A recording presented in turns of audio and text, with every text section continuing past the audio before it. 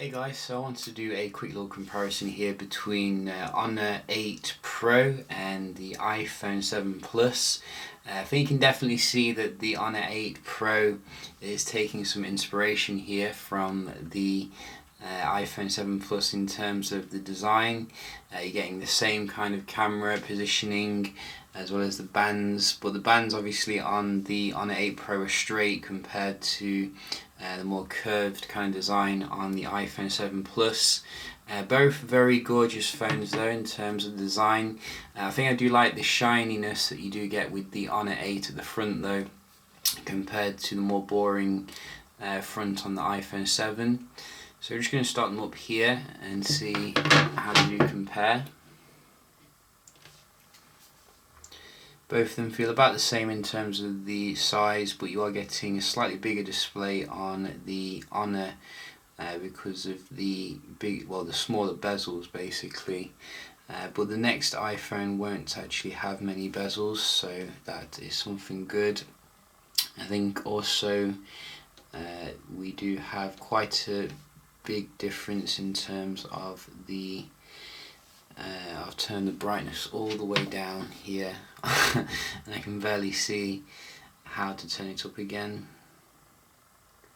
This one, there we go. You see, I don't like the new control center. I think it's absolutely awful, but nevertheless we can see how they do compare here in terms of the performance. 6 gigs of RAM versus 3 gigs of RAM. I don't think we have anything memory here. Yes, so let's put them together. You can definitely see like Honor is copying pretty much everything in terms of the UI here. I mean, the dialer looks so similar, it's ridiculous. So let's try the camera here.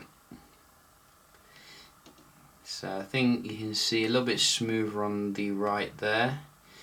Let's try the Play Store.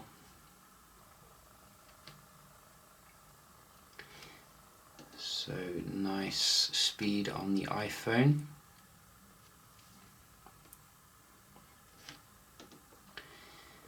And how old is the iPhone? It's nearly a year old now. That was the Honor. Honor only just. Honor again. So I think the iPhone 7 Plus probably starting to show its age a little bit here, but still, you know, can hang with the best of them. Whoa, that woke me up. So we'll just mute this, and we do have Real Racing.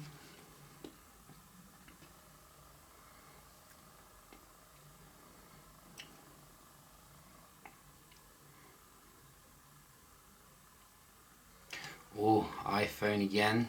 You see, this is where Apple really does a great job in terms of the optimization of opening up like games.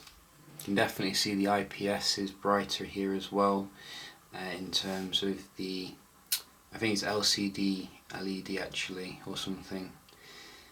I think that's what the technology is, but whatever it is, it's better than what Honor's using. I think we've got another one here. Nice and quick. And we're still waiting on the left. So clearly you can see the games here are much better when it comes to the iPhone still,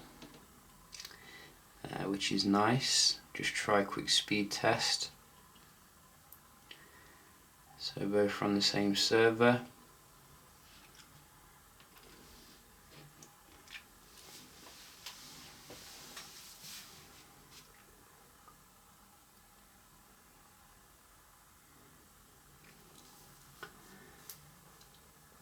And I think my connection's probably in use at the moment, so probably not going to get the best speed.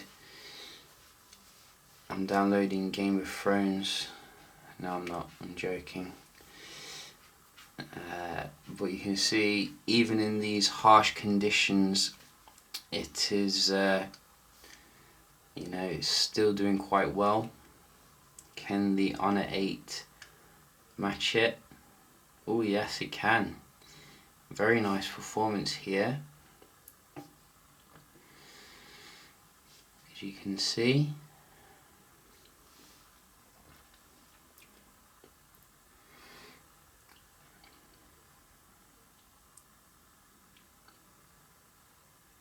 Let's not forget the Honor is pushing a 2K display here, which looks extremely sharp. We'll just go to a web page to demonstrate that. So you can see.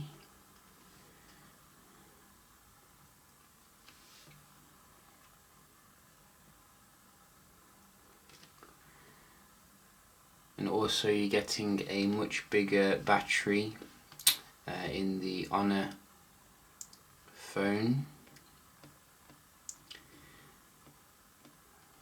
So that is pretty nice.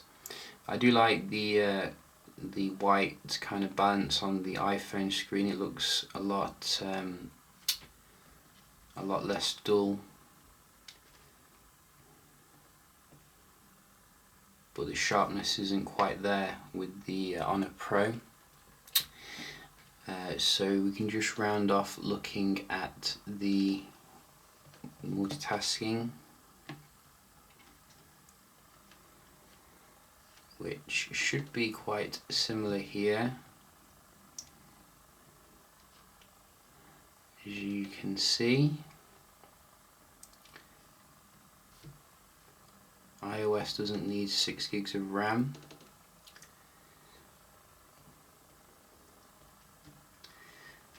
So I think the Honor is very strong actually when it comes to the multitasking. I haven't seen it reload yet at all.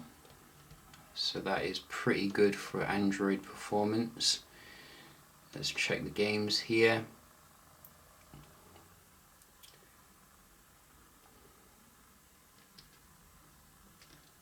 Identical.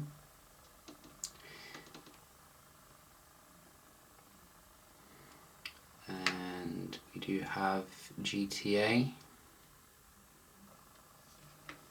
Identical. And we do have Injustice. Identical. Brilliant performance from these two, gotta say. Samsung could learn a lot here. Look at that. So that is perfect multitasking between these two. It's just a shame that you do need to get a device with 6 gigs of RAM to get that on Android. But nevertheless, I think the Honor is coming with some really nice stuff here in comparison to the iPhone. You are getting a bigger battery, as I said, a bigger display, which is 2K, and fast charging, obviously, with Huawei's proprietary tech. You do get an app drawer as well, which is pretty awesome, and VR support as well for those who are into that. Personally, I'm still not into it, but for those who are into it, you can use like a VR experience here. But they definitely need to, I think, improve the screen quality when it comes to like looking at things from the angles, because I had the same problem with the Mate 9 in terms of display, which I probably would have made that my main phone if it wasn't that issue. But nevertheless, I think it's a nice phone here for the price, and I will be doing some other comparisons with some similar like price phones. So yeah, just a quick comparison here. Hope you enjoy, and I'll see you in the next one. Cheers.